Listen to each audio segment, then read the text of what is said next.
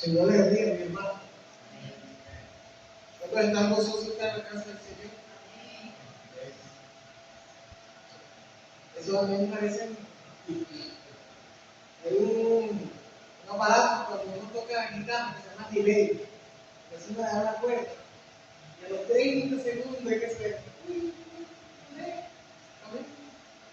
Pero sí se oye. Amén. Mi hermano, antes de iniciar, si son tan amables, abran su Biblia, el libro de Romanos. Libro de Romanos.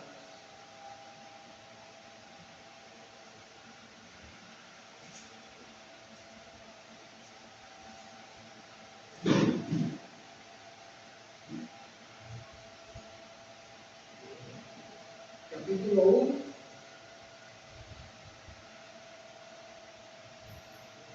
Vamos a orar una vez al Señor.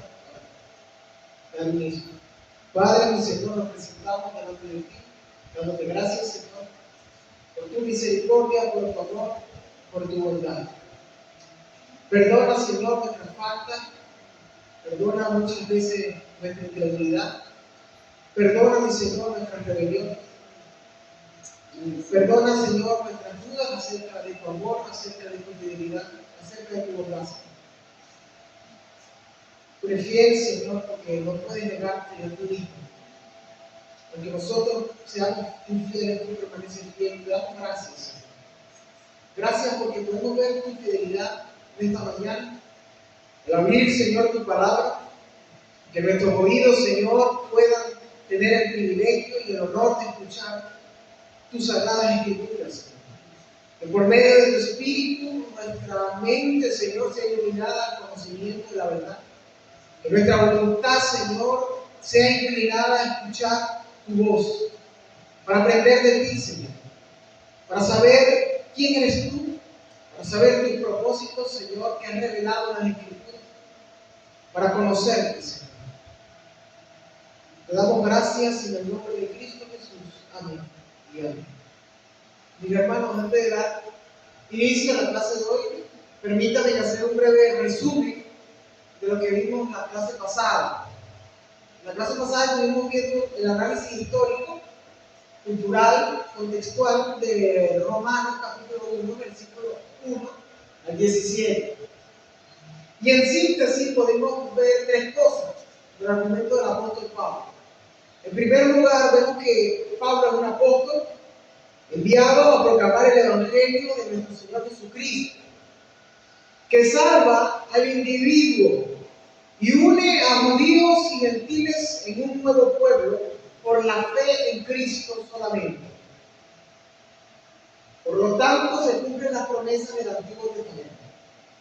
En segundo lugar, vemos que Pablo también celebra la fe de los romanos, eso vemos en los versículos del 8 al 15, como testimonio de su relación con nuestro Señor Jesucristo y como señal de una iglesia que trasciende las barreras culturales, buscando fortalecernos en la unidad de la fe.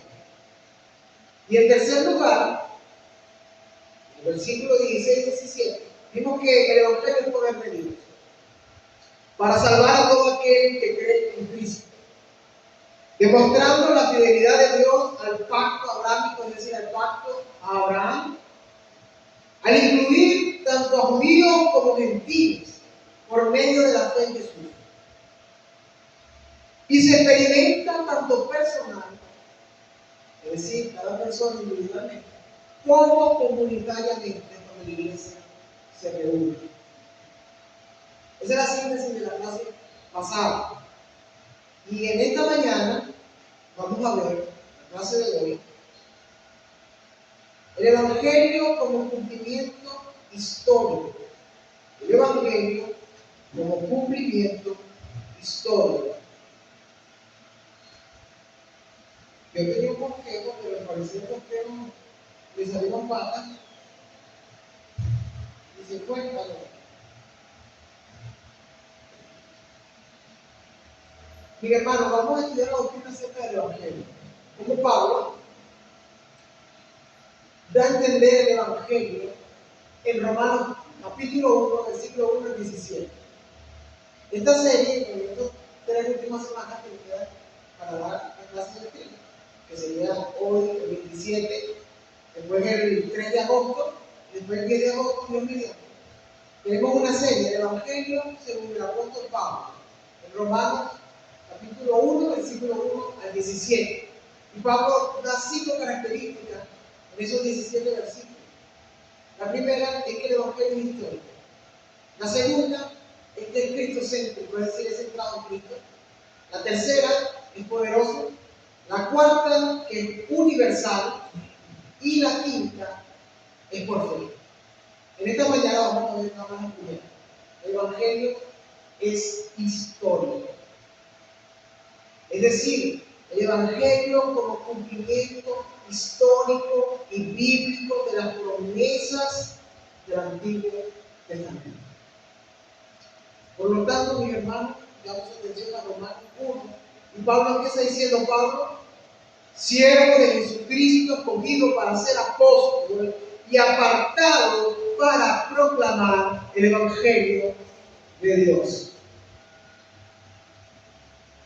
El centro de su servicio hacia nuestro Señor Jesucristo, porque él mismo se autodenomina siervo o esclavo, pero esclavo comprado a precio de sangre y esclavo por voluntad propia también. Y el centro de que él haya sido escogido para ser un apóstol, un heraldo del Evangelio, es nada más y nada menos para proclamar el Evangelio de Dios. No es un título en vano, no es una posición nada más para ser jerarquizado por los hombres, ser halagado por los hombres y ser sobado por los mismos hombres, sino para cumplir su misión: proclamar el Evangelio de Dios. Y en esta mañana quiero enseñarle el término Evangelio. Si yo en esta mañana le pregunto, hermano, ¿qué significa Evangelio?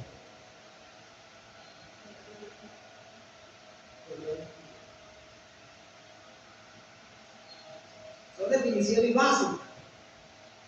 Fe es básica. Ley es una definición básica.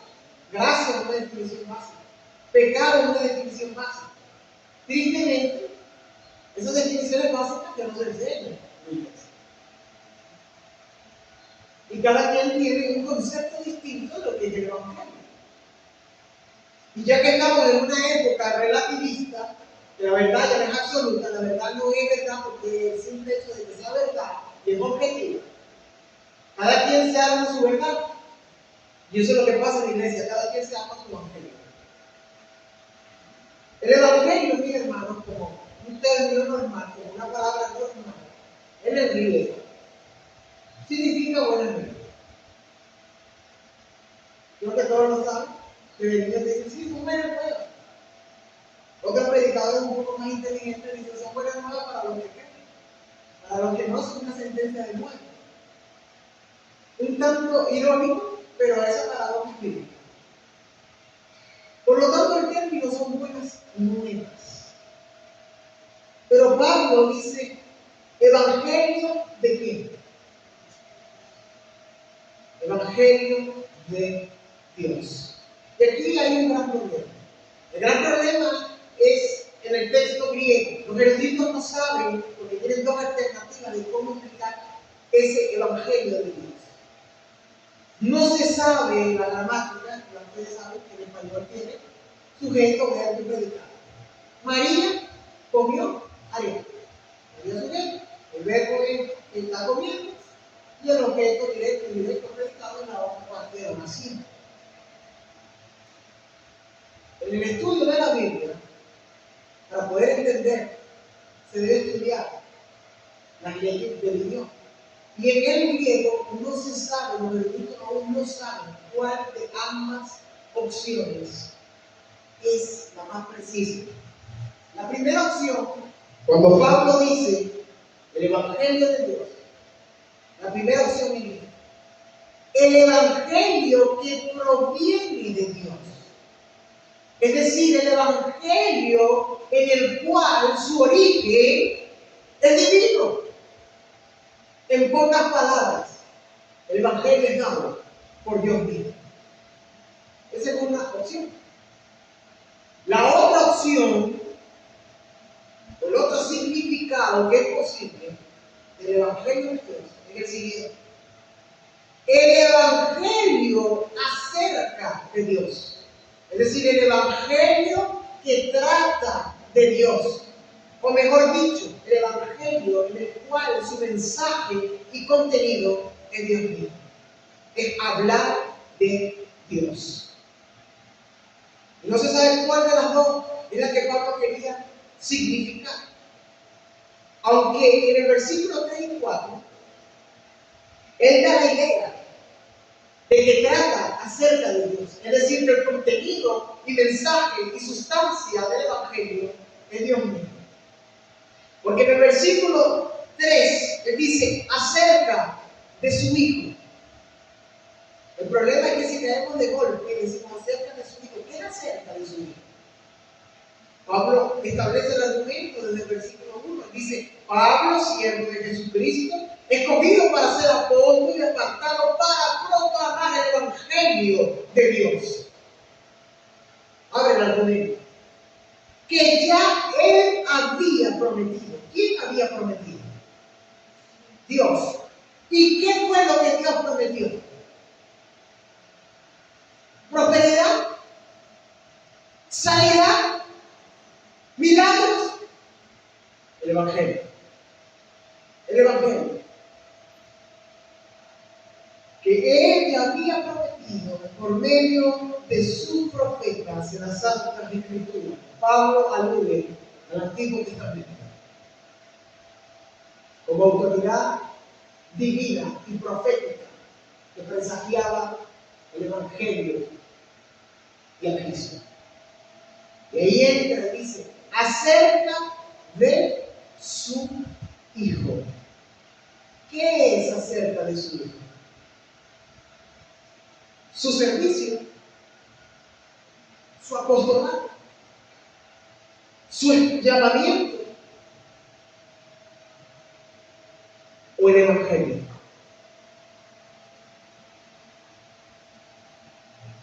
Si el Evangelio no se trataba acerca de Cristo, el servicio de Pablo sería el servicio de un loco. En palabras bien claras. Su apostolado sería una farsa. Y su proclamación lo único que sería era una sedición de una revolución social. Toda la vida de Pablo se centraba en el Evangelio.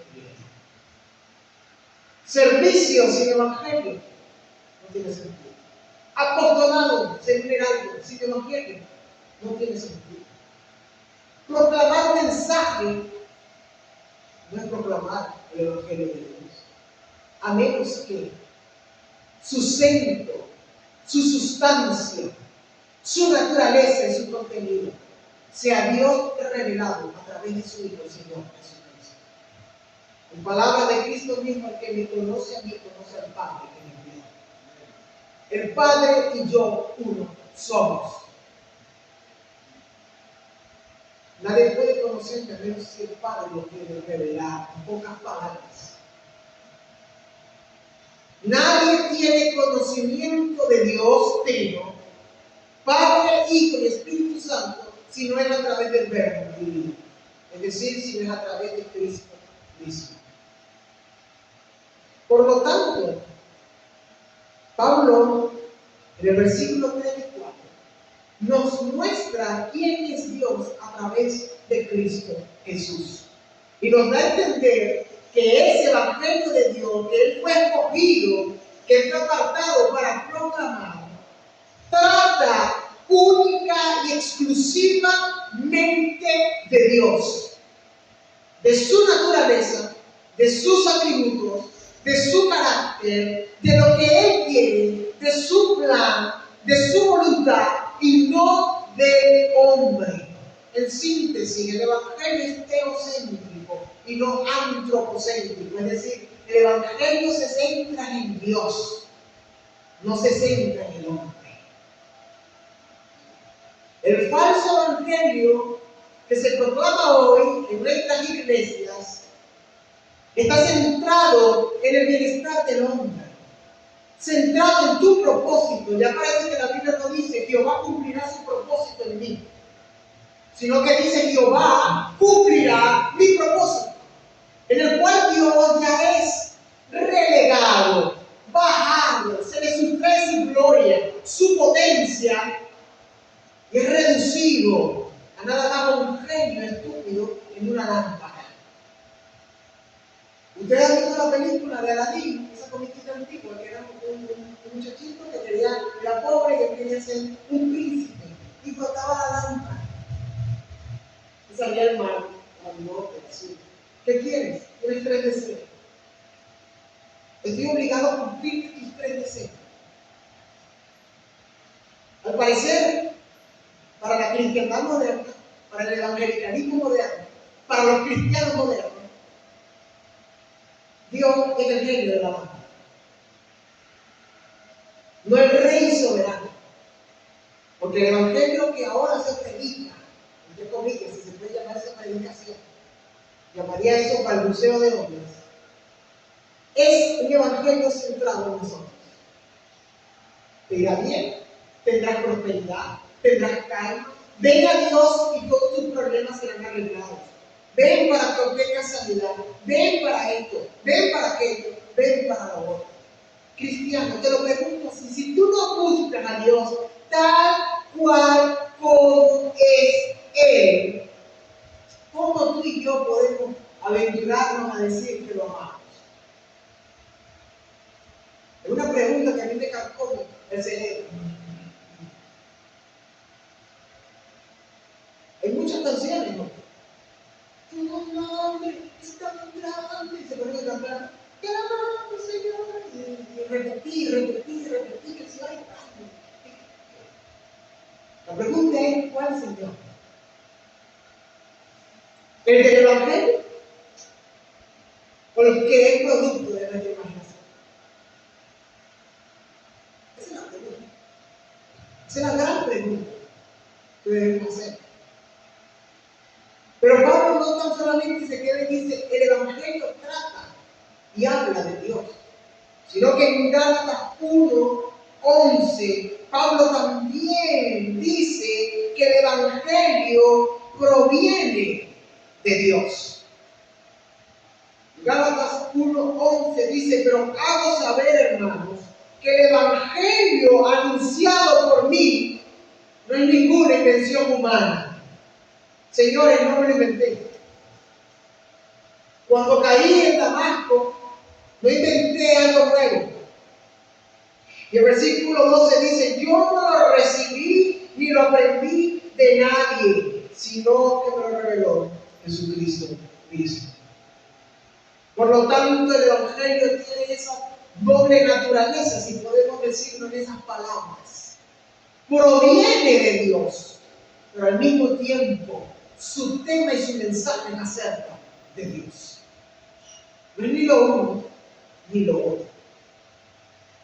Y le daré un ejemplo práctico aquí. El Evangelio son buenas noticias. ¿Sabe que? Yo diré Jesucito porque yo me rehuso a decir que ese es Jesús el que se presenta. ¿Sabe que Jesucito murió por ti? Murió por ti porque Él te ama muchísimo. Y el pecador no sabe ni por qué murió. Porque nadie se le dice que es un rolo de pecador, que es un miserable y que ha caído en desgracia porque se rebeló contra Dios. Y que la paga de su pecado es una muerte eterna, merece castigo. Y como el pecador, como lo decía Lutero en antaño, hace 500 años atrás, el pecador está encorvado en sí mismo. ¿Qué significa esa frase? El pecador, la arrogancia del corazón del hombre, lo único que nos hace es como el cachicano, encorvarnos hacia nuestra propia gloria y autosuficiencia. Y mientras nos vemos acorralados por nuestra propia miseria, lo único que hacemos es encerrarnos más en un bucle autodestructivo, porque queremos depender de nuestra propia justicia. Entonces se presenta Jesucito de cartón. Y tenemos al mar. Y se hace una paupérrima, entre comillas, confesión de fe. Una fe que no se sabe de qué es lo que te salva. No es confianza. Es un acto de brujería. Hasta la fe la hemos reducido a un misterio esotérico. ¿Qué dice la Biblia? La fe es la certeza de lo que se espera, no de la locura. Y la convicción de lo que no se ve. ¿Qué no se ve? Aquello que se espera. Y aquello que se espera, ¿por qué se espera? Porque Dios nos prometido. Esa es la lógica de la fe. No es que somos personas, yo tengo fe, hermano. No sé que hay calor ahorita. Yo tengo fe, que va a ser frío. Piensa, ten fe, ten fe. Te vas a morir de calor. Pero con una convicción y con fe te tienes frío. No es fe, porque no se basa en las promesas. Las promesas de quién? De Dios. Por lo tanto, el Evangelio tiene esa dualidad. Pero hay que entender también esa palabra Evangelio en su uso greco-romano, es decir, en su uso imperial. La palabra Evangelio no ha existido. Pablo no se la inventó. En el contexto greco-romano, los emperadores usaban el término Evangelio para proclamar sus logros egocéntricos y ególatras. Es decir, cuando nacía un heredero al trono, el que daba la proclama, el heraldo, decía: Evangelio, buenas noticias al pueblo. Ha nacido el hijo de Augustus, el César. O cuando el César quería ser reivindicado como Kyrios, es decir, Señor. Tiene mucha frase, mucho sentido esa frase, ¿verdad? Si confesaras con tu boca que Jesucristo es el Señor y creyeras en tu corazón que Él lo levantó de los muertos, serás salvo. No hay coincidencia que Pablo se lo escribiera con los romanos, porque ese versículo está en los romanos. Entonces, cuando el César quería ser proclamado, o mejor dicho, quería recordar que el pueblo supiera que Él era el Señor, el Salvador, porque eso es lo que significa Señor, y eso es lo que el título César significa del Imperio Romano. Daba un evangelio, daba unas buenas noticias, pero no nada más que eso. Los judíos tenían un concepto casi idéntico. Obviamente que la palabra evangelio no viene del hebreo, viene del hebreo. Pero la palabrita que usaban los judíos era besorá. Se asociaba con la liberación política de Israel. Un hermano que busque Isaías 49, es donde de las muchas formas y de las muchas maneras donde esa palabra es usada en el Antiguo. Recordemos que la Besorá, término hebreo para buenas noticias, se asociaba con la liberación política, no eran términos espirituales, eran términos políticos de Israel. ¿Qué dice Isaías 49? Sube sobre un monte alto, anunciadora de Sion, levanta fuertemente tu voz, anunciadora de Jerusalén, levanta, no temas, di a la ciudad de Judá, ved aquí al Dios vuestro. Dice anunciará, anunciadora, dar el anuncio. Es la idea de una buena noticia. Y se lo debía dar a todo el pueblo. Y el contexto de Isaías, ¿verdad? Es donde ahí se anuncia el fin del exilio. Estaban exiliados. A causa de su pecado, el Señor los castigó. Y fueron exiliados de la tierra de Israel. Por lo tanto, la buena noticia en la mentalidad judía no era una buena noticia de redención espiritual, de salvación del pecado, sino una buena noticia terrenal, política, de ser libertados de los enemigos. Y aquí vemos el contexto de Pablo. Romanos utilizan la palabra de buena noticia, evangelio, para logros personales que promueven el ego y el orgullo del hombre. Los judíos utilizan el concepto de buena noticia, sí, como una salvación, pero terrenal, de sus enemigos, de quienes los oprimen. Y aún esa mentalidad sigue. ¿No han visto las noticias de Israel? Israel solo tiene paz cuando hace la guerra. Ese es el dicho de los primeros ministros. Solo tenemos paz cuando hacemos la guerra. Y las buenas noticias para Israel siempre han sido no estar bajo los pies y la opresión de otro pueblo. Esa es una buena noticia. Nosotros somos autónomos y nosotros nos gobernamos. Nosotros mismos. Pero aquí hay un gran problema. Los judíos esperaban a un rey, a un Mesías guerrero. Y Cristo fue un Mesías, un rey guerrero. Pero no en términos terrenales, sino en términos espirituales. Y digo en términos espirituales porque Él es el rey de los judíos. Mateo 1:1 demuestra su linaje real, el linaje de David. Pablo lo dice en el versículo 3, vayan al versículo 3. Dice que según la carne era del linaje de David. Acerca de su hijo, me refiero a nuestro Señor Jesucristo, que según la carne, es decir, como ser humano, según su humanidad, era descendiente o era del linaje de David. Es el Mesías prometido. Es el Mesías que se prometió de antaño. Los judíos no entendieron esto. Hace no muchos años, entre 70 y 80 años, se encontraron unos rollos y unos manuscritos. Se les llaman por los eruditos los rollos del Qumran. Los esenios eran una secta. Acuérdense que la Biblia habla de fariseos y saduceos. Había una tensión constante. Los esenios eran aún más legalistas que los fariseos. Y ya los fariseos no tenían una buena reputación. Y no tenían un buen juicio acerca de nuestro Señor. Porque les decían que unos reverendos hipócritas. Le ponían a la gente cargas pesadas que ellos ni siquiera llevaban.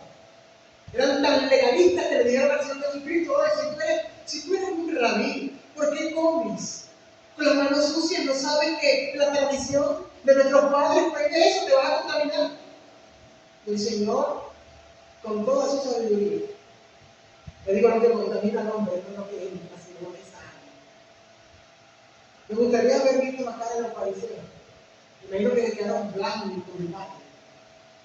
El Señor descubrirle todos los deseos de su corazón. En esos rollos de Qumran, específicamente en el 1:9, se habla acerca de una guerra de los hijos de la luz. Y se describe una batalla escatológica, es decir, de los tiempos finales, liderada por el príncipe de la congregación, el Mesías.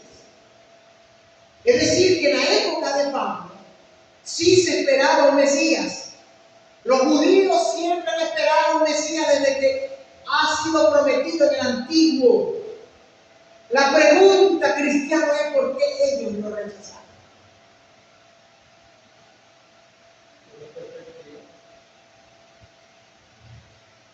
¿Fue que fue un error divino? ¿Fue que no estaba decretado por Dios soberanamente que eso sucediera? ¿Fue que pasó porque debía pasar? Porque aunque ellos tienen responsabilidad en la perspectiva errónea que ellos tuvieron, ellos mismos se crearon, en el plan y en el designio de Dios estaba predestinado que eso ocurriese. Para que se cumpliese lo que estaba escrito: a los suyos vino y los suyos no le recibieron. Por eso Pablo apela al Antiguo Testamento. Miren, es claro.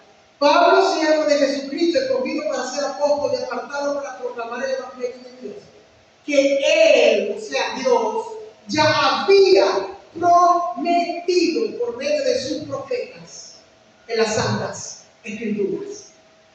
Da un golpe brutal y certero al judaísmo del primer siglo, al fariseísmo, a los saduceos, a los esenios, a toda la institución judaica Él dice, el evangelio que yo proclamo, la buena nueva que yo proclamo, no es ni del César, y no es de ustedes. Es acerca de Jesucristo, del linaje de David según su humanidad, declarado Hijo de Dios, por medio del Espíritu de santidad o de santificación, sea cual sea la traducción, por medio de la resurrección de los muertos. Dios hecho hombre, el Hijo de Dios, el Hijo del hombre. Esas son las buenas noticias de quien yo predico. Por lo tanto, mis hermanos, el Evangelio de Dios no es un mensaje humano, sino de origen divino. El verdadero Evangelio, como dijimos, no es de César, no es de los judíos, sino del Rey mesiánico, el Mesías, el Cristo, como dijo Pedro, el Hijo del Dios viviente, prometido en el Antiguo Testamento. La pregunta de esta mañana es, cristiano, ¿cómo lees el Antiguo? ¿Cómo lees el Antiguo Testamento? Es doloroso, hermano, y lo diré con bastante pesar, pero con algo de ira santa, si se puede decir, en alguna parte de mi corazón. Es que muchos cristianos leen el Antiguo como menos judíos. Cristo no existe para ellos. Es bochornoso ver cómo el Salmo 1 está siendo descuartizado en los púlpitos evangélicos. Bienaventurado el varón que no anduvo en consejo de malos, que no anduvo en camino de pecadores, ni en silla de escarnecedores se ha sentado, sino que en la ley de Jehová está su delicia. Y empieza muy poético. 30 minutos de verborrea intensa y charlatanería del púlpito. ¿Cristo dónde está? Hazte la pregunta, cristiano. La Biblia dice, bienaventurado el varón que no anduvo en consejo de malos. Tengo una pregunta, ¿tú has escuchado alguna vez un consejo de malo? Yo sí. Muchos me dirán, no, yo no. Bueno, cuando hablas contigo mismo, no tienes que buscar otro malo. Cuando hablas contigo mismo, no hablas adentro en tu diálogo interno. Ahí te tienes, tal cual. Que no anduvo en camino de pecadores. Alguien aquí puede levantar la mano, a menos que creamos, que nosotros somos también como Juan el Bautista, que recibió el Espíritu aún en el vientre de la madre. Si recibió el Espíritu es porque fue regenerado antes. Y que yo sepa, el único que pudo experimentar eso fue Juan, porque era una profecía y era necesario. De resto aquí ninguno de nosotros. Que no se sentó en silla de escarnecedores.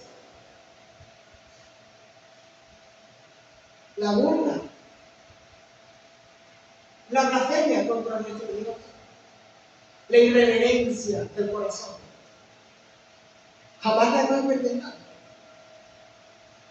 ¿Qué es la reverencia que hoy se bendiga? Pablo dice en Romanos que la ley no es externa, la ley es del corazón, señores. De nada nos sirve una reverencia farisaica de afuera con nuestras filacterías, santidad Jehová. Salmo 119, escrito en 3 cabezas, se lo tenían que aprender. Para poder ser un buen fariseo debía desde niño aprenderte de memoria el Salmo 119. Contiene 176 versículos. De puro poco, pero el corazón. Y para rematar, el Salmo 1 dice, en la ley de Jehová está su delicia, y en ella medita de día y de noche. Cristiano, con toda la sinceridad de mi alma, te tengo que decir algo, tú y yo no hacemos eso. Tú y yo no meditamos de la ley de día y de noche. Y me dirás, hermano, claro que sí. Yo estructuro 1 hora en la mañana para leer la Escritura. Y estructuro 1 hora en la noche. Si nos comparamos con nuestros coetáneos y nuestros hermanos, por supuesto que seremos mejores. Pero la ley de Dios no depende de estatutos humanos ni de conceptos humanos. Depende de Dios. Y Dios, cuando dice en su ley medita de día y de noche, pide perfección absoluta. Nosotros no lo tenemos. Pero te diré que busca esto, Cristo no anduvo en consejo de manos. Porque ni siquiera el consejito que le dijo el diablo en el desierto, dile esa piedra que se convierta en pan. Un consejito, o mejor dicho, una orden en forma de consejo, en forma persuasiva. Porque le está dando una orden al Hijo de Dios, dile a las piedras. No nada más Cristo fue tentado porque tenía el poder de decirle a la piedra, conviértete en pan, y se iba a convertir. Satanás a nosotros no nos va a tentar así. No se lo crean, hermano. Usted y yo vamos a pasar 100 años ahí, piedra, conviértete en pan. Piedra, conviértete en pan. Piedra, conviértete en pan. Piedra, conviértete en pan. El diablo lo único que hará es reírse un rato. Porque nos ve a nosotros payaseando y diciéndole a la piedra que se convierta en pan. Pero Cristo era Dios, y es Dios. Dios hecho hombre. Con tan solo pensar y dar la orden de su mente, piedra, conviértete en pan. Sucedía. No anduvo en consejo de mal, ni estuvo en camino de pecadores. Dice que comía y bebía con pecadores y publicanos, pero nunca nadie lo pudo acusar de un pecado. Ni en silla de escarnecedores se ha sentado, sino que en la ley de Jehová está su delicia, y en su ley medita de día y de noche. ¿Qué edad tenía el Señor cuando lo encontraron? Hablando con los escribas, con los doctores de la ley. 12 años. Y los evangelistas dicen que el niño crecía y se fortalecía en el conocimiento de la verdad. Es Cristo quien lo cumple. Y esto es por darle. Pablo redefine el término evangelio. Lo redefine. Ya vemos lo que significa para el imperio romano. Buenas nuevas de logro personal. Ya vemos qué significa para los judíos. La Mesorá. Buenas nuevas para salvación territorial, para la guerra, para el exilio, para la opresión política. Pero Pablo dice que es el anuncio del reino de Dios en Cristo Jesús. Vamos a Marcos. Y aunque esto lo describe, obviamente Pablo, la misma idea que da Marcos es lo que Pablo quiere dar a entender.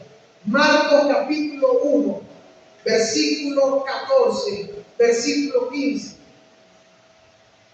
Él dice lo siguiente: después que Juan fue encarcelado, Jesús se dirigió a Galilea y predicando el evangelio de Dios, decía: el tiempo se ha cumplido y el reino de Dios se ha acercado.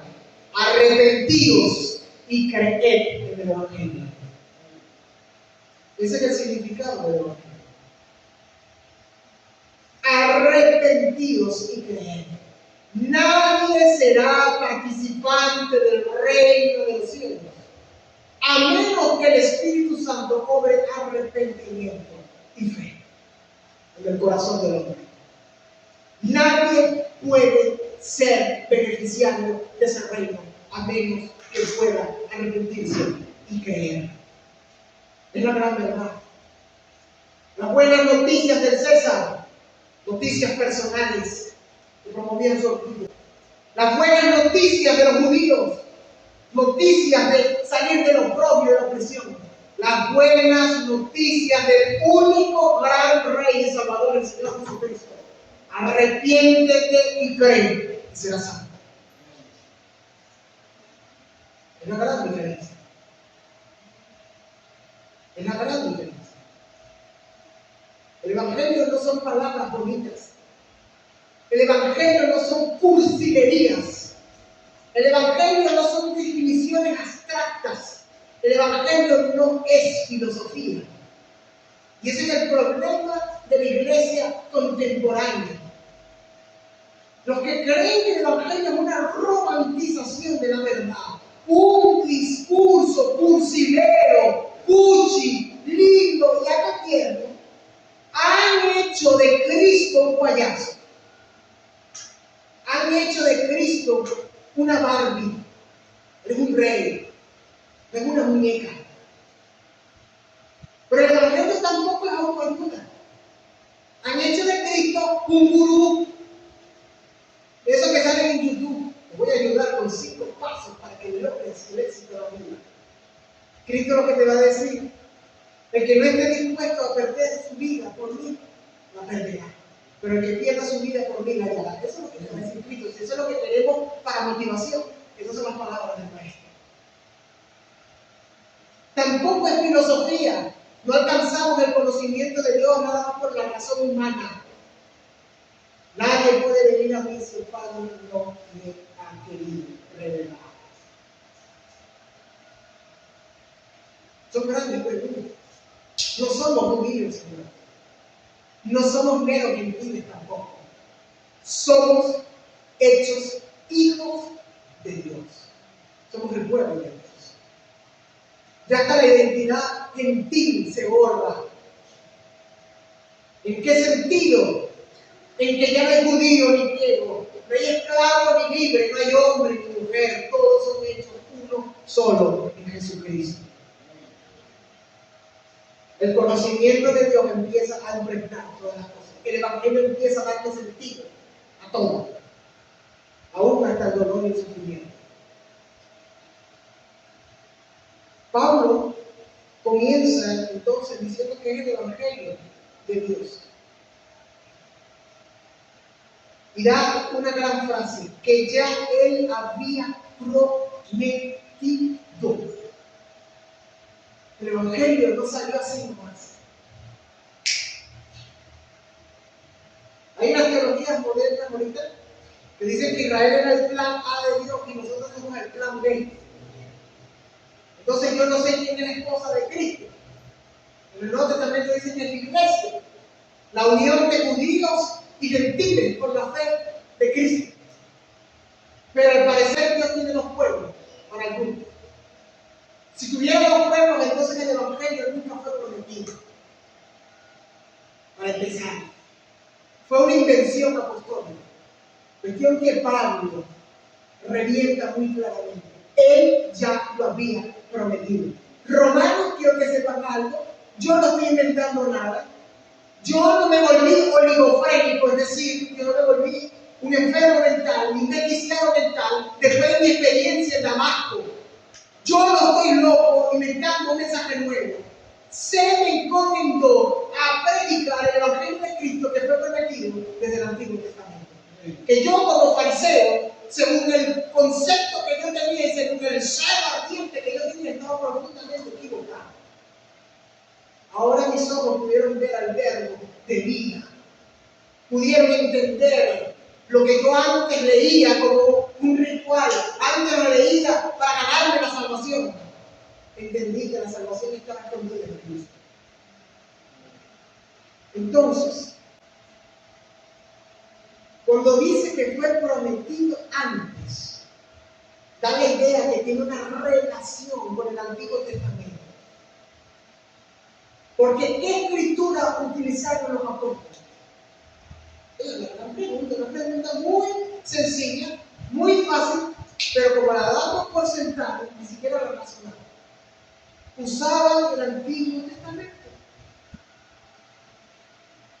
Las escrituras hablan de mí, no se llama escrito. ¿Cuáles? El Nuevo.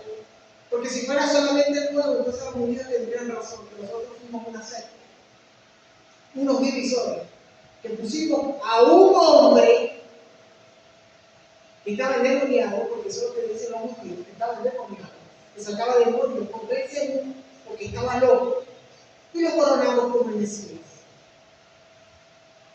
Pero cada palabra y cada cosa que decía Cristo, los apóstoles apuntaban al Antiguo Testamento como el cumplimiento de esas profecías. Por lo tanto, mis hermanos, se enfatiza una promesa hecha con anticipación. Es decir, se indica una acción puntual en el pasado. ¿Y cuál es esa acción puntual en el pasado? Sencillo. Dios ya había hecho la promesa en el Antiguo Testamento. Esto refuerza que el Evangelio es históricamente arraigado. No es una idea tardía, no es una intención apostólica. El Evangelio siempre fue prometido desde el inicio.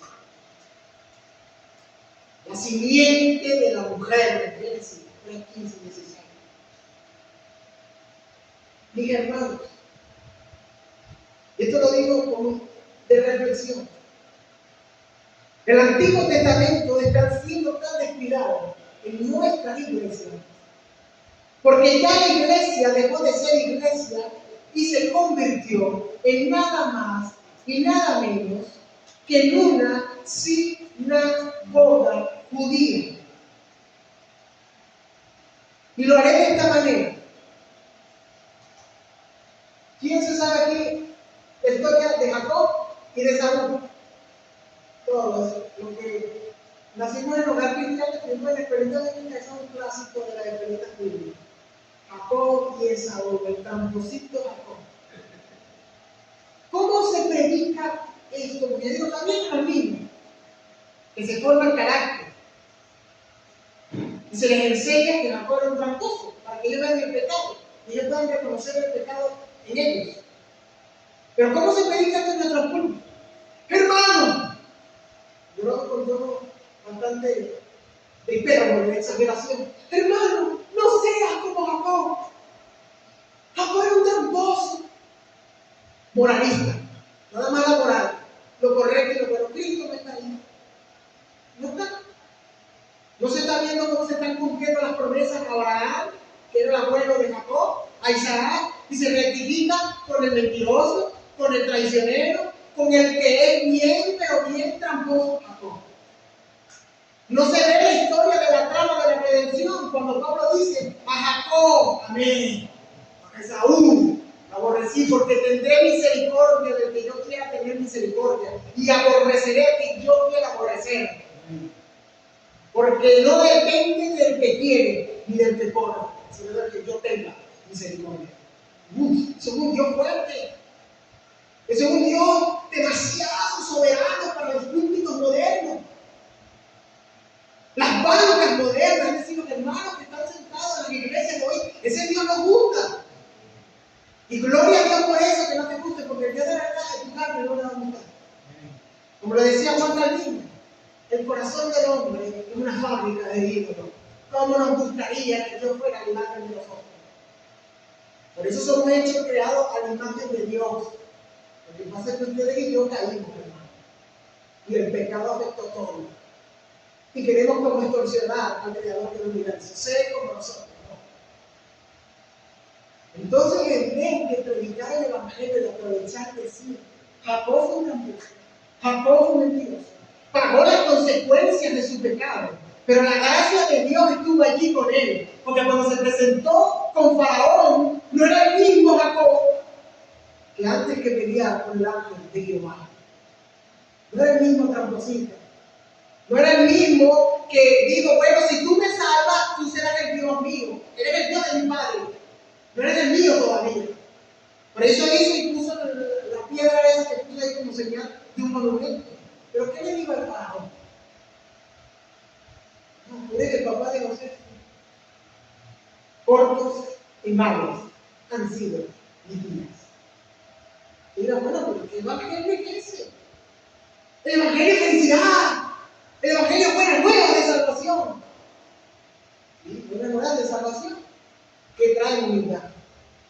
Porque primera de Corintios, del 18 al 27, Pablo dice que Dios, a la sabiduría de los hombres, prácticamente la idea que quiere dar Pablo es que se burla de ellos, la enmudeció. Me parece estúpida y ridícula, porque la sabiduría de los hombres ni siquiera llega a ser lo insensato de Dios. Pablo utiliza un lenguaje irónico. No es que Dios tenga algo insensato. Lo que Pablo está diciendo es, si Dios llegase a tener algo insensato, la sabiduría de los mejores de ustedes no es ni siquiera la insensatez de Dios. Para hacer las cosas que no son como si fueran, para que ninguno de nosotros tengamos alcance. Es muy diferente. Ya vemos a Jacob como un pecador, pero no lo vemos como un judío. Seguir o no seguir su ejemplo, sino ver la gracia y el evangelio. Y antes de pasar a la otra sección, quien recobró esta misión, hablando de la historia en estos 2000 años, La recobró muy fuerte en el púlpito y en la teología fue el doctor Martín Lutero, con su dialéctica y antítesis, ley y evangelio. Hoy en día la gente, y si yo le pregunto a hermano, ¿en qué parte está la ley, hermano? Tenemos una conchita enorme, una conchita pero el plátano es muy grande. ¿Dónde está la ley? Se lo pondré más fácil. Nuestra mente va a decir Pentateuco, o los 5 libros de la ley, o los 10 mandamientos, o el Levítico. La ley está contenida en toda la escritura. La ley te dice, haz y vives. Y es triste que muchas veces, hasta aún en el Nuevo Testamento, hay ley. Hay ley, todo imperativo del Señor es ley. Por eso Él te dice en un indicativo sin fin, nada, obedécese. Quitemos ese verdad central. Sin Cristo nada podemos hacer. Esa es la unión con Cristo, que Pablo lo explica. Ya no vivo yo, sino que Cristo vive en mí. Las cosas me van pasando y aquí no hacen muchas cosas. Quitemos esa doctrina. Vamos a borrar de nuestra mente. No existe la cosa. No existe. El Señor dice, ama, escuchaste, ama a tu hermano, pero odia a tu enemigo. Mas yo digo, ama a tu enemigo, ora por quien te persigue, bendice a quien te maldice. Si yo he empezado un entendimiento, hermano, y un entendimiento profundo, lo que yo no entendía es eso. Tú y yo, ¿cómo vamos a vivir esos imperativos sin estar unidos a Cristo?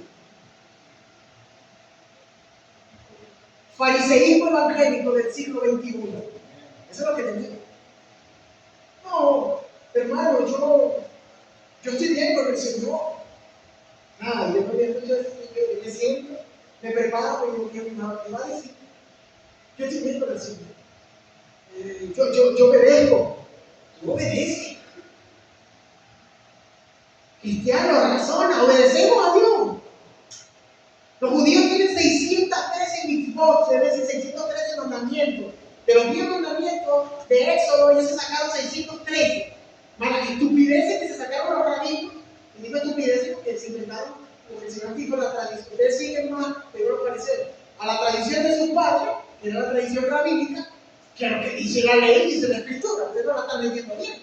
La están leyendo los leyes de la tradición. Si nosotros quitamos el Evangelio, que es lo que estamos viendo ahora, y vemos todo imperativo, ama a tu hermano, el que no ama a su hermano, no quisiera. A Gesto, el que sabe hacer lo bueno, no lo hace. No mientas, no hurtes, no forniques, no adulteres. ¿Qué nos queda, hermanos, si le quitamos el Evangelio? Nos queda ley. Y Pablo dice que la letra de la ley mata, pero el Espíritu Santo vivifica. Una antítesis entre ley y evangelio. Si la ley de Dios, a ti, mi querido hermano, a ti, no nos hace temblar por la santidad de Dios, no estamos leyendo la ley como Dios dio para que la ley la viésemos. La estamos leyendo con mente farisea. Es decir, en los púlpitos modernos se ha dicho, Dios demanda obediencia. Sí, la ley demanda obediencia. Pero para poder obedecer, el Evangelio debe aparecer para crear dependencia absoluta hacia Dios. Basta de mi gracia, porque mi poder es el que te va a perfeccionar. Se perfecciona no porque eres fuerte, sino en tu debilidad. Eso Pablo dice. Entonces, cuando soy débil, soy fuerte en Cristo. No es por la fuerza de la ley, no es por la fuerza humana, sino por Cristo. Ahora, para no desviarme del tema, aunque es bueno irse por toda la Escritura, quiero ver 3 conexiones. Ya me quedan 15 minutos. Quiero ver 3 conexiones con el Antiguo Testamento. Ya que Pablo en Romanos 1 dice que el Pablo, el siervo de Jesucristo, escogido, llamado a ser apóstol, ¿verdad? Apartado para proclamar el Evangelio de Dios, que había sido prometido por Dios mismo. ¿Por medio de quiénes? ¿En dónde quedó registrado? En las Sagradas Escrituras.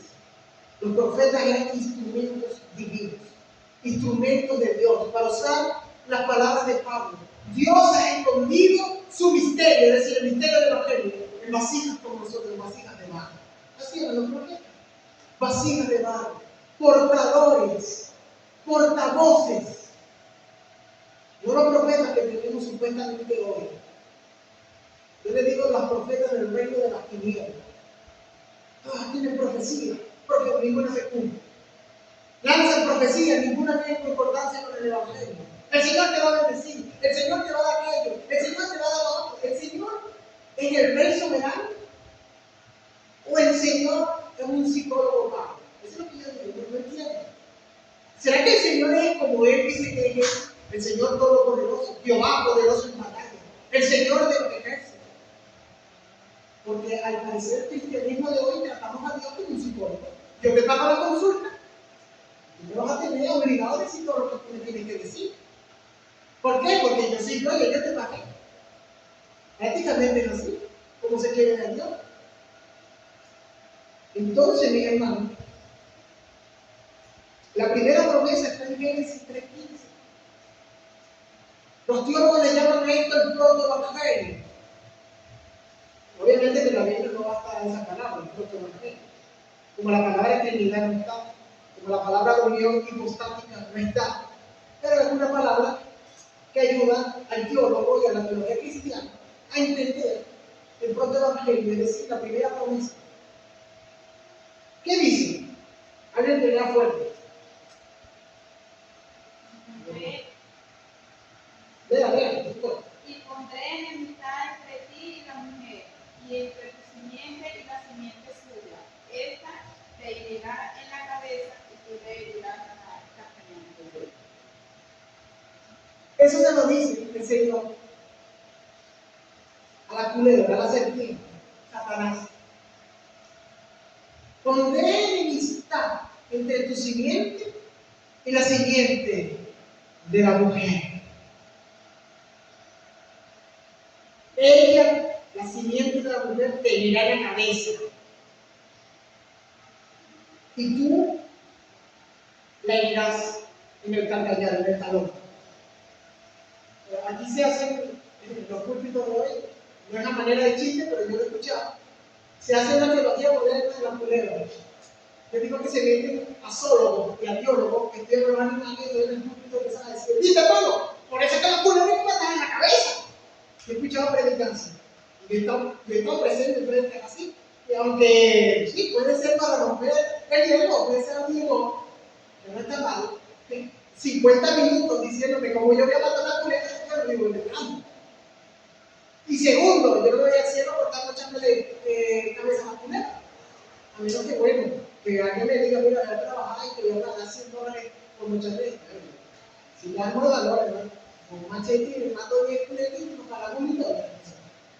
Lo cierto es, fuera de bromas, es que Pablo habla quién es el nacimiento de la mujer en Gálatas. Pablo es bastante claro en Gálatas. Y algo que no les dije al comenzar es que el libro de los Romanos, la epístola de los Romanos, la carta de los Romanos y la carta de los Gálatas tienen mucha correspondencia. No nada más porque Pablo sea su autor, sino que trata temas idénticos, pero con una problemática diferente. No era el mismo problema que estaban en Romanos que los de Gálatas, pero casi siempre toca los mismos temas. Y mira lo que dice en Gálatas 4:4. Él dice: pero cuando se cumplió el tiempo señalado, no es una innovación, hay una promesa hecha con un tiempo señalado. Dios envió a su Hijo, nacido de mujer y nacido bajo la ley. Pablo ve a la simiente de la mujer. No lo ve como lo ve el judaísmo, que se ven ellos como pueblo. Él ve a Cristo. Pablo ve la promesa de la simiente de Abraham como Cristo, no el pueblo judío. Pablo ve al hijo de la promesa, que es Isaac, no Ismael. no como algo étnico y racial, aunque Dios tuvo que preservar esa área para que Cristo, según el linaje de la carne, según su humanidad, tuviera el derecho divino de llegar al trono de David su padre, sino que Isaac significaba a Cristo, la verdadera simiente de la mujer, la verdadera promesa, el verdadero hijo. Y Cristo aplasta a Satanás. Esto que el escritor de Hebreos. La erudición moderna, aunque en antaño se decía que Hebreo era de Pablo, la erudición moderna de hace 150 años para acá no sabe quién escribió Hebreo. Y es mejor decir que no es Pablo porque la forma de escribir no es igual a Pablo. No se presenta como Pablo. Y el que haya leído las cartas de Pablo y haya leído Hebreo ve que no argumenta igual que Pablo. Algunos han propuesto que es Apolo, pero es una teoría de paja, porque Apolo no es otro libro. Lo único que la Biblia dice es que Apolo era fervoroso en la predicación, pero no nos dice que es un libro. Por lo tanto, puede que sea Pablo o puede que no sea Pablo. Lo cierto es que Hebreo habla con las teorías de la Biblia de una manera muy clara. Y lo dice así. En Hebreos 2:14 dice: así que lo mismo que los hijos han compartido una misma carne y sangre, Jesús también participó de lo mismo para destruir por medio de la muerte al que tenía el imperio de la muerte. Esto es el diablo. De este modo liberó a todos los que por el temor de la muerte estaban durante toda la vida sometidos a esclavitud. Esto es lo que se conoce como la doctrina del Christus Victor, el Cristo vencedor. Venció a la muerte, venció el diablo, venció potestades, venció todo.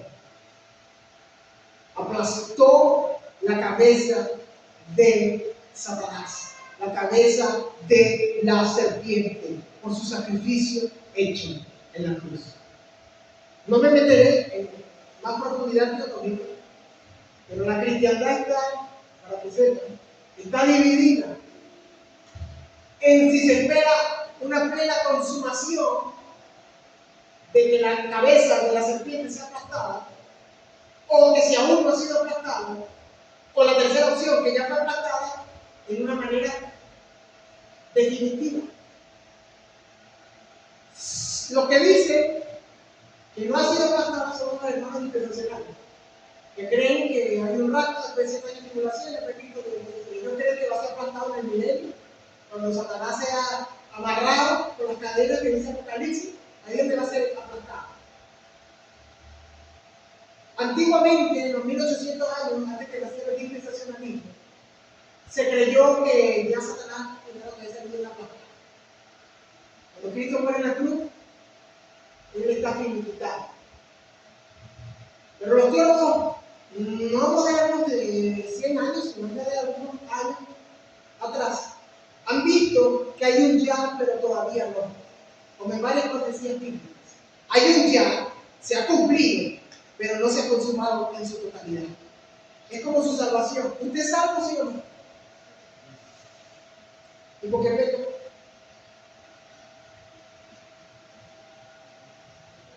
Usted peca porque está siendo salvado, en un sentido de que la salvación no ha sido iniciada. La salvación ha sido iniciada de mí, pero no ha sido consumada. No hemos recibido nuestros cuerpos resucitados.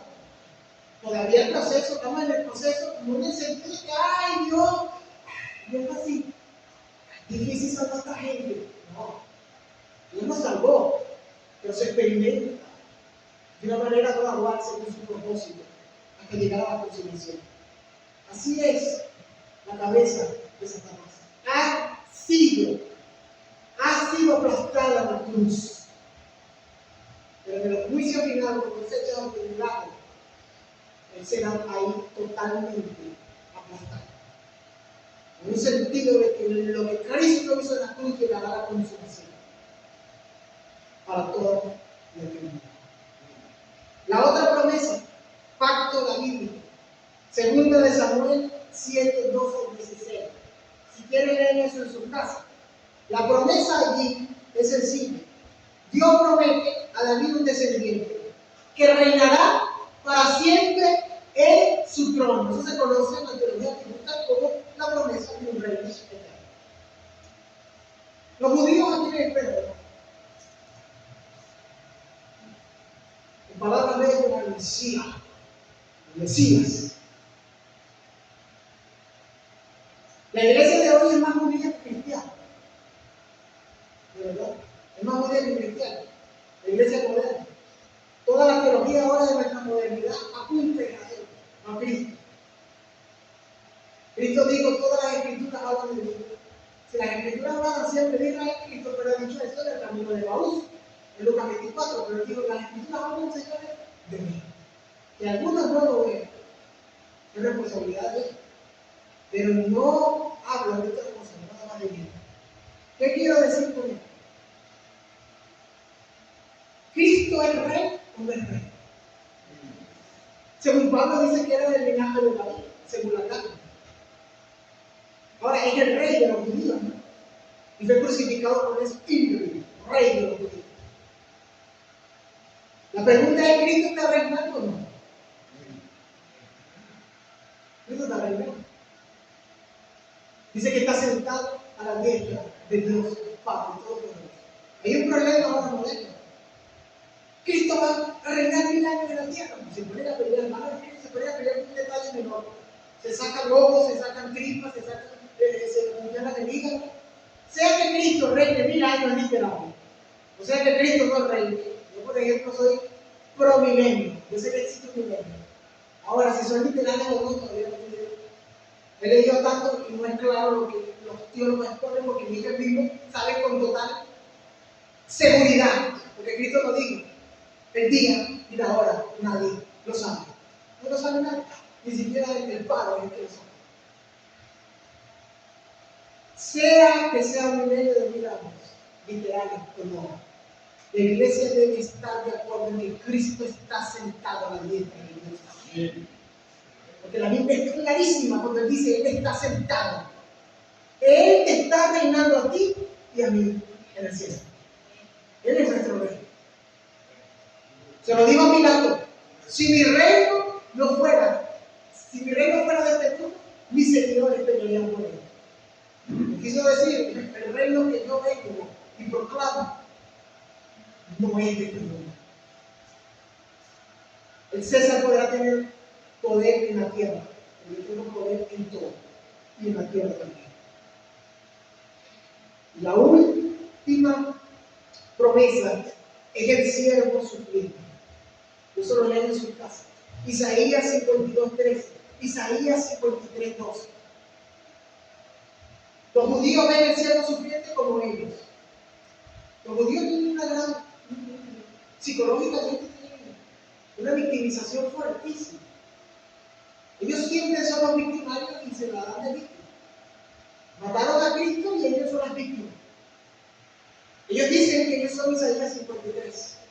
Los apóstoles y Cristo mismo dicen, el Mesías, el Cristo, el Hijo de Dios, Jesús de Nazaret, según la carne, hijo de María, descendiente de David, según su deidad, Hijo eterno de Dios. Ese es el siervo sufriente. ¿Y por qué digo esto? Pablo nos cita en Romanos 4:25, dice que Cristo fue entregado por nuestras transgresiones. Y dice que el siervo sufriente, valga la redundancia, un siervo sufriente que no sufre, el título está más puesto. Porque el que ha leído la profecía, el siervo sufriente sufre de principio hasta el fin. Y cada detalle del siervo sufriente es exclusivamente la vida del Señor Jesucristo. Para sintetizarlo, ¿cómo afecta esto nuestra fe? ¿Cómo afecta saber que el Evangelio de Dios es el cumplimiento histórico y bíblico de las profecías del Antiguo Testamento? No son mitos, no son cuentos de hadas, no es como la sayona y el silbón, que nada más lo conoce el abuelo suyo y el abuelo mío cuando estaba borracho y ebrio, que vio una silueta de rana. Y digo, esa es la sayona. O que estaba medio ebrio ahí y la mamá lo estaba llamando, ¡Fulano! ¡Vente para casa! Y él pensaba que eran las tinieblas.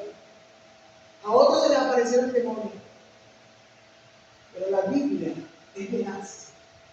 Porque Pedro dice que ningún hombre de Dios habló o profetizó por voluntad humana, sino que los santos hombres de Dios hablaron inspiradamente.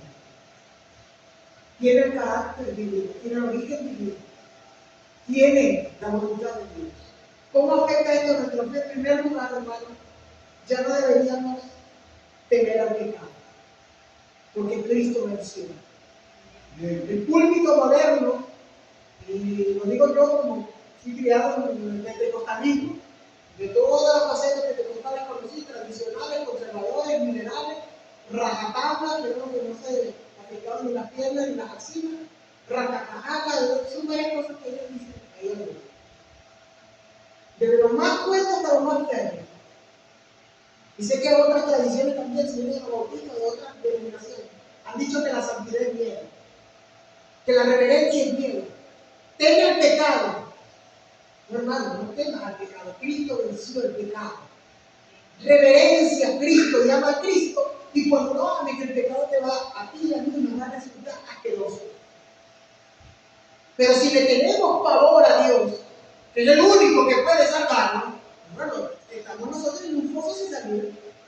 En un foso sin salir. Y lo dice 1 Juan 3:8. Miren lo que dice 1 Juan 3:8. Es claro allí, 1 Juan 3:8. El que practica el pecado es del diablo, porque el diablo peca desde el principio. Para esto vino el Hijo de Dios, para destruir las obras del diablo. Para destruir las obras del diablo. La segunda forma de cómo esta verdad de que el Evangelio es un cumplimiento histórico y afecta a nuestra fe es que nuestra esperanza está en un reino que no tiene fin. Eso lo ven en Apocalipsis 11:15. Nuestra esperanza está en el reino de Dios, no en el reino de los hombres. Apocalipsis 11:15 dice: el séptimo ángel tocó la trompeta y en el cielo resonaron unas voces potentes que decían: los reinos del mundo han venido a ser de nuestro Señor y de su Cristo, y Él reinará para siempre jamás. Esa es nuestra esperanza. Ven en Estados Unidos, Donald Trump, el Mesías político, utiliza la religión para mover las masas. Ven en nuestro país, corrupto, evangélicos corruptos, aliados. Hoy, el César, que no se escucharon lo que el Señor dijo: de César lo que es de César, lo que es de la esperanza nuestra. Y el mejor de los hombres puede arreglar el problema de la humanidad. Es un problema del corazón. La única forma es que reconozcan a Cristo como su Señor y Salvador. Y para finalizar, la última forma en que esto afecta a nuestra fe es que podemos confiar o confesar, mejor dicho, con paz: Cristo llevó mi culpa. En 1 Pedro 1:2. Cristo llevó nuestra culpa. 1 Pedro 1:2.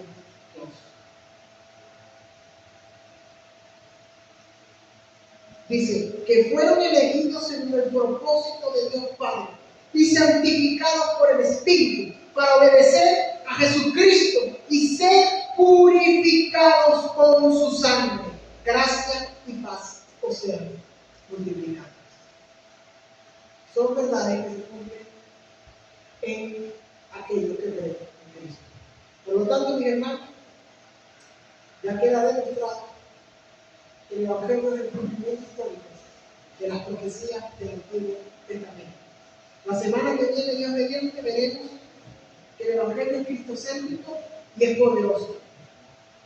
Y en 15 días más arriba, Dios mediante, si estamos vivos, yo estoy vivo, usted está vivo, veremos que el Evangelio es universal y es por fe.